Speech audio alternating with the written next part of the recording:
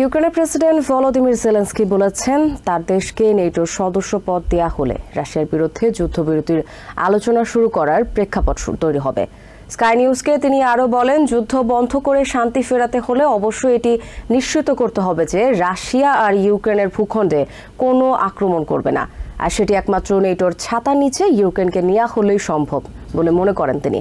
এদিকে বিদ্যুৎ স্থাপনায় লক্ষ্য করে রাশিয়ার মিসাইল হামলায় বিপর্যস্ত পরিস্থিতি থেকে ঘুরে দাঁড়াতে মরিয়া চেষ্টা চালাচ্ছেন ইউক্রেনের পাওয়ার প্ল্যান্ট কর্মীরা। প্রেসিডেন্ট ইলেক্ট ডোনাল্ড ট্রাম্প 24 ঘন্টার মধ্যে রাশিয়া ইউক্রেন যুদ্ধবন্ধে সফল হবেন কিনা সেটি নিয়ে চলছে বিশ্লেষণ।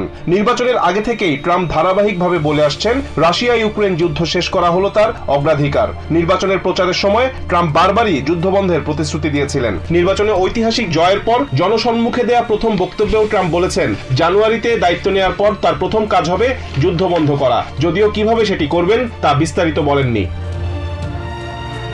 ইউক্রেনের প্রেসিডেন্ট ভলোদিমির জেলেনস্কি বলছেন তিনি নিশ্চিত যে ডোনাল্ড ট্রাম্প দায়িত্ব নেওয়ার পর রাশিয়ার সাথে তার দেশের যুদ্ধ দ্রুত শেষ হবে। তবে শুক্রবার স্কাই নিউজকে তিনি বলেন যুদ্ধবিরতির আলোচনা সফল করতে হলে নেটোর ছাতার নিচে ইউক্রেনকে আনতে হবে। নেটোর সদস্যপদ দেয়া হলে এর বিনিময়ে রাশিয়ার আগ্রাসন থেকে ইউক্রেন রক্ষা পাবে বলেও মনে করেন ভলোদিমির জেলেনস্কি।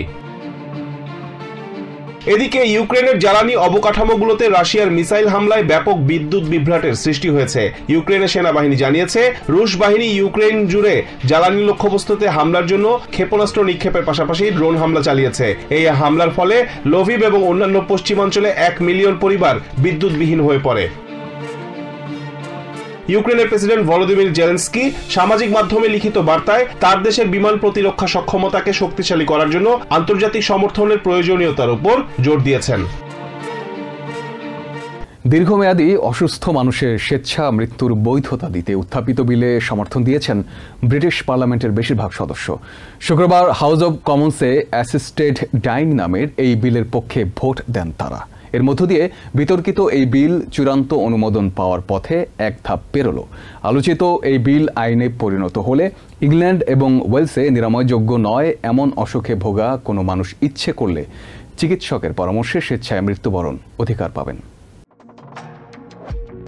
ব্রিটেনের পার্লামেন্টে শুক্রবার অ্যাসিস্টেড ডাইং বিল আইনে পরিণত হওয়ার প্রথম ধাপ পেরিয়েছে। লেবার পার্টির এমপি কিম লিডবিটার বিলটি পার্লামেন্টে উত্থাপন করেন। হাউস অব কমন্সের অধিবেশনে আলোচিত এই বিল নিয়ে এমপিদের 5 ঘন্টার বিতর্ক শেষে ভোটাভুটি হয়। বিতর্কিত বিলের পক্ষে ভোট পড়েছে 330টি, বিপক্ষে 275 ভোট। অ্যাসিস্টেড ডাইং বিল আইনে পরিণত হলে ব্রিটেনের মানুষেরা যারা নিরাময়যোগ্য নয় এমন অসুস্থতায় ভুগছেন এবং 6 মাস বা তারও কম সময় বাঁচবেন বলে চিকিৎসকরা জানিয়ে দিয়েছেন, তারা চাইলে চিকিৎসকের পরামর্শ নিয়ে ওষুধ সেবনের মাধ্যমে আগেই মৃত্যুবরণের অধিকার পাবেন। তবে সবাই চাইলে স্বেচ্ছা মৃত্যু বেছে নিতে পারবেন না। শুধুমাত্র যেসব পূর্ণবয়স্ক ব্যক্তি গুরুতর অসুস্থ এবং যাদের 6 মাস বেঁচে থাকার সম্ভাবনা নেই, শুধু তারাই এই বিলের সুবিধা ভোগ করতে পারবেন। এর আগে কানাডা, অস্ট্রেলিয়া, নিউজিল্যান্ড, স্পেন ও অস্ট্রিয়ায় 2015 সালে স্বেচ্ছা মৃত্যুকে বৈধতা দিয়ে আইন পাশ করা হয়।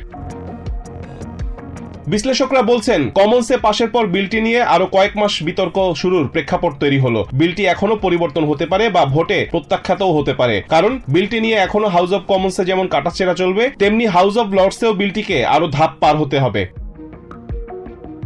অনুমোদনের পথে মাত্র প্রথম ধাপ পার হওয়া এই বিল এখন কমিটি পর্যায়ে যাবে। সেখানে এমপিরা সংশোধনী আনতে পারবেন। এরপর হাউস অব কমন্স এবং হাউস অব লর্ডসে এটি চূড়ান্ত অনুমোদনের জন্য যাবে, যার অর্থ আগামী বছরের আগে এটি পাশ হওয়ার সম্ভাবনা নেই। এছাড়া বিল উত্থাপনকারী এমপি লিডবিটার বলেছেন স্বেচ্ছায় মৃত্যুর বিষয়টি কার্যকর করতে যে সেবা সংস্থার প্রয়োজন হবে সেটি তৈরি করতে 2 বছরের মতো সময় লেগে যেতে পারে। এদিকে তুমুল আলোচনার জন্ম দেয়া অ্যাসিস্টেড ডাইং বিলের সমর্থনকারীদের যুক্তি হলো এটি অসুস্থ ব্যক্তির কাছে তার অসুস্থতার যন্ত্রণা থেকে বাঁচার এবং শান্তিতে মৃত্যুবরণের সিদ্ধান্ত নেয়ার সহায়ক হবে। সেই সঙ্গে এই আইনে অসুস্থ ব্যক্তি কখন এবং কিভাবে মারা যেতে চান সেই বিষয়ে সিদ্ধান্ত নেয়ার ক্ষমতাও দেয়া আছে। অপরদিকে বিলটির বিরোধিতাকারীরা উদ্বেগ প্রকাশ করেছেন। তাদের মনে হয়েছে নিজেদের ভালোর জন্য নয়, বরং বিলটি পাশ হলে অসুস্থ ও দুর্বল ব্যক্তিরা পরিবার এবং সমাজের জন্য বোঝা হয়ে যাওয়ার ভয়ে তাদের জীবন শেষ করতে এক ধরনের চাপ অনুভব করতে পারেন। এদিকে পার্লামেন্টের বাইরে অবস্থান নিয়ে অ্যাসিস্টেড ডাইং বিলে বেশিরভাগ এমপি সমর্থন দেয়া উদযাপন করেছেন সমর্থকেরা। অ্যাসিস্টেড ডাইং বিল আইনে পরিণত হলে সেটি অনেকের জন্য স্বস্তির কারণ হবে বলেও দাবি করেছেন সমর্থনকারীরা। বর্তমান বিশ্বে প্লাস্টিক দূষণ অন্যতম পরিবেশগত সমস্যাগুলোর মধ্যে একটি। এতে বিশেষভাবে ক্ষতিগ্রস্ত হচ্ছে উন্নয়নশীল দেশগুলো। প্লাস্টিক দূষণের প্রভাবে ক্ষতিগ্রস্ত দেশগুলোর তালিকায় আছে কেনিয়াও। তাই এই দূষণ রোধে প্রাকৃতিক উপায় খুঁজে বের করতে প্রতিনিয়ত গবেষণা করে যাচ্ছেন দেশটির বিজ্ঞানীরা।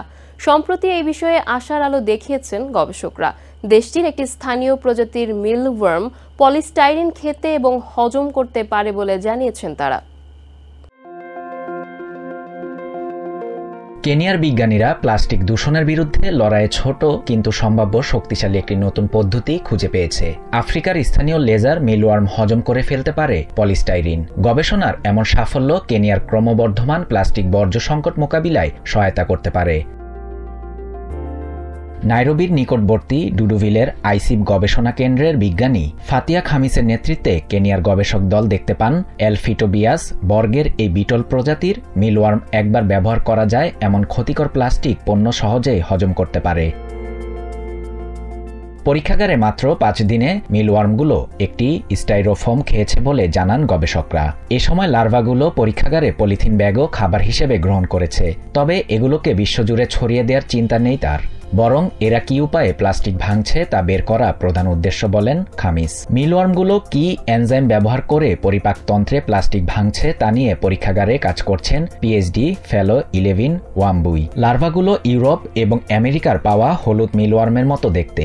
হলুদ মিলওয়ার্ম ইউরোপে প্রাণীদের খাবার ও জৈব সার হিসেবেও ব্যবহার করা হয়। তবে আফ্রিকায় প্রথমবার এমন পোকার সন্ধান পেলেন গবেষকরা।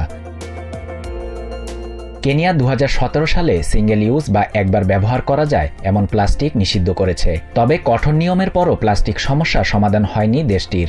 নাইরোবিতে প্রতিদিন 2000 টন বর্জ্য নির্গমন হয়, যার 20% প্লাস্টিক। এমন পরিস্থিতিতে মিলওয়ার্মগুলো আশার আলো দেখাচ্ছে দেশটির বিজ্ঞানীদের। 16 বছরের কম বয়সী শিশুদের সামাজিক মাধ্যম বা সোশ্যাল মিডিয়া ব্যবহারের নিষেধাজ্ঞা আরোপ করায় অস্ট্রেলিয়ার উপর ক্ষোভ প্রকাশ করেছেন ইলন মাস্ক। এছাড়া সরকারের এমন নিষেধাজ্ঞার বিষয়ে দেশটিতে ক্ষোভ ও স্বস্তির মিশ্র প্রতিক্রিয়া দেখা গেছে জনমনে। তবে টিকটকের মতো প্রযুক্তি জায়ান্টরা মনে করছে এমন সিদ্ধান্ত শিশুদের ইন্টারনেটের অন্ধকার জগতে ঠেলে দিতে পারে। দীর্ঘ বিতর্কের পর বৃহস্পতিবার 16 বছরের কম বয়সী শিশুদের জন্য সামাজিক মাধ্যম নিষিদ্ধের আইন পাশ হয়েছে অস্ট্রেলিয়ায়। এই বিলে আরোপিত নিষেধাজ্ঞা মানতে ব্যর্থ হলে TikTok, Facebook, Instagram, Snapchat, Reddit এবং এক্স এর মতো সামাজিক মাধ্যমগুলোকে 50 মিলিয়ন অস্ট্রেলিয়ান ডলার পর্যন্ত জরিমানা গুনতে হতে পারে।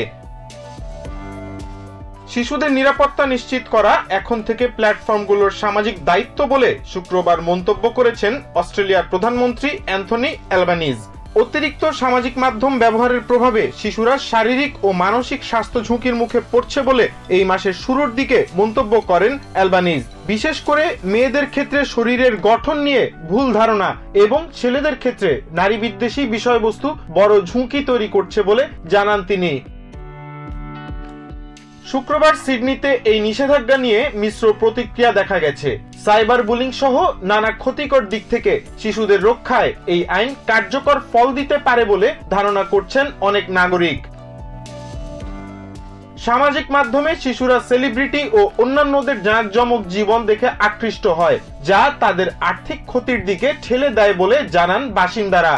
এই নিষেধাজ্ঞার ফলে সহজে দেখা হয় না এমন মানুষদের সঙ্গে দূরত্ব বাড়বে বলে ধারণা করছেন অনেকে। তবে নিষেধাজ্ঞা অমান্য করে ভিপিএন বা অন্য কোনো উপায় বের করে সোশ্যাল মিডিয়া প্ল্যাটফর্মগুলো ব্যবহার করবে বলে জানিয়েছে ব্যবহারকারী শিশুরা। প্ল্যাটফর্মগুলো কিভাবে নিষেধাজ্ঞাটি কার্যকর করবে তার নীতিমালা নিয়ে কাজ করার জন্য 1 বছর সময় পাবে। এরপরেই কার্যকর করা হবে জরিমানা। এছাড়া এই নিষেধাজ্ঞা অনেক শিশুকে সামাজিকভাবে বিচ্ছিন্ন করতে পারে এমন আশঙ্কা করছেন অনেক বাবা মাই। ধনকুবের ইলন মাস্ক এক এক্স বার্তায় বলেন, এটি অস্ট্রেলিয়ানদের ইন্টারনেটে ব্যবহার নিয়ন্ত্রণের একটি বিকল্প উপায় বলে মনে হচ্ছে। নিউ ইয়র্ক থেকে সম্প্রচারিত TVN 24 টেলিভিশন বিশ্বজুড়ে বাঙালির কণ্ঠস্বর।